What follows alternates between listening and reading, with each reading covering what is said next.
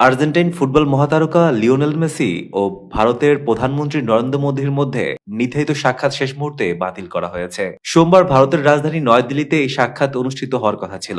ভারত সফরে থাকা মেসির সঙ্গে প্রধানমন্ত্রীর সাক্ষাৎ উপলক্ষে প্রায় ২১ মিনিট একটি প্রোটোকলও প্রস্তুত করা হয়েছিল, তবে অনিবার্য কারণে তা বাতিলের সিদ্ধান্ত নেওয়া হয়েছে। এই বিষয়ে সংশ্লিষ্ট সূত্র জানিয়েছে, বর্তমানে প্রধানমন্ত্রী নরেন্দ্র মোদী ৪ দিনের বিদেশ সফরে যাচ্ছেন, যার অংশ হিসেবে তিনি জর্ডান, ইথিওপিয়া ও ওমান সফর করবেন। ভারত ছাড়ার আগে দেওয়া এক বিবৃতিতে প্রধানমন্ত্রী মোদী জানান, এই ৩ দেশের সঙ্গে ভারতের দীর্ঘদিনের বন্ধুত্বপূর্ণ সম্পর্ক রয়েছে এবং দ্বিপাক্ষিক সহযোগিতা আরও জোরদার করেই এই সফরের মূল লক্ষ্য। এদিকে লিওনেল মেসি ৩ দিনের ভারত সফরের প্রথম গন্তব্য ছিল কলকাতা।